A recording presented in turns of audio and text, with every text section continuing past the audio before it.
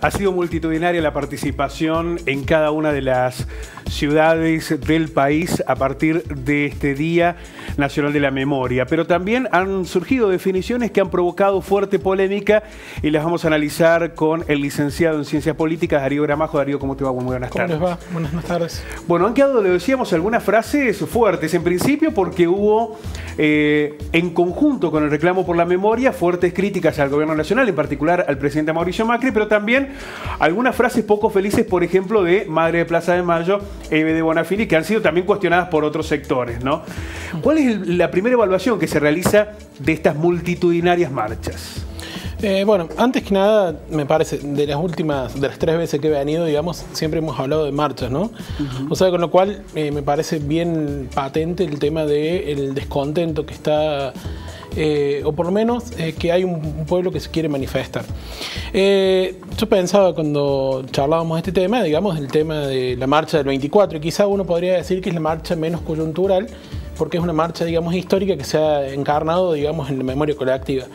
Ahora bien, pensaba también que es una memoria colectiva y que es altamente coyuntural, ¿sí?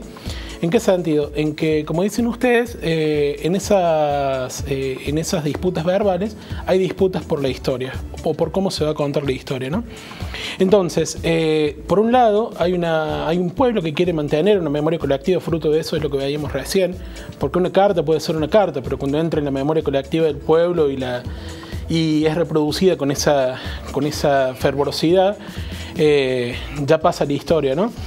Y por otro lado, otro intento de tratar de borrar lo que son las huellas históricas. Y borrando las huellas históricas, muy contrariamente, sin memoria, se pueden repetir muchas situaciones, ¿sí?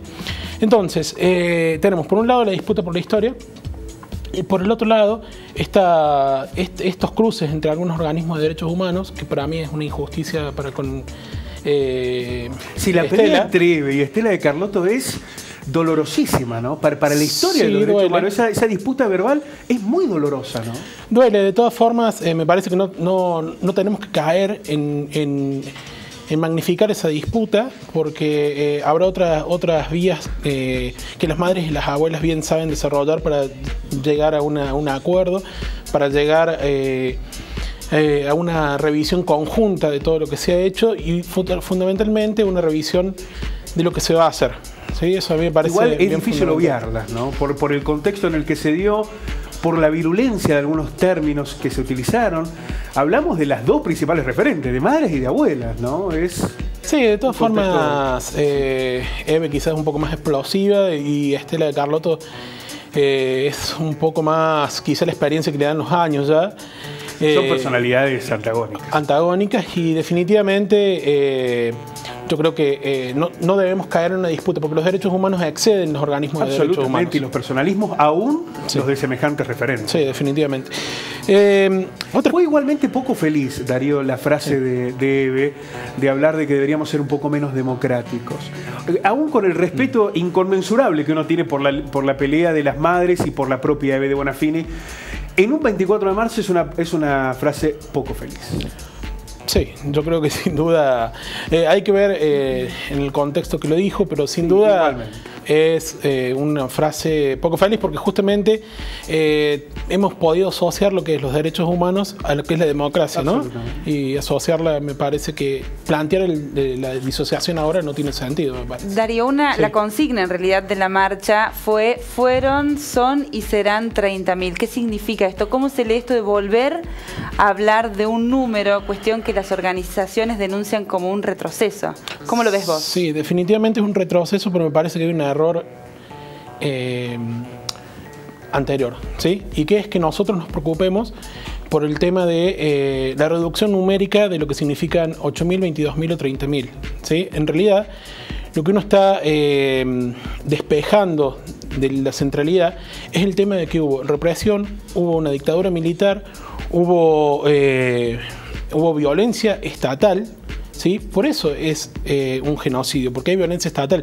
Por eso están involucrados los derechos humanos, porque es violencia estatal que se ejerce sobre ciudadanos en un Estado que tenía suspendida la que por idea de definición derecho. no es el número el que define, sino que es la forma en la que se dio la violencia de arriba. Mira, hay ahora está circulando por las redes sociales, por ahí está bueno que si se puede ver, una explicación que dio Martín Coan en un programa de Radio Nacional, que planteaba que en realidad, bueno, son 30.000 desaparecidos, pero en realidad la disputa está en que el Estado nunca brindó los datos para certificar aquello de aquellos que dicen que fueron menos, que fueron 8.000, que fueron 22.000. En realidad acá no importa el número.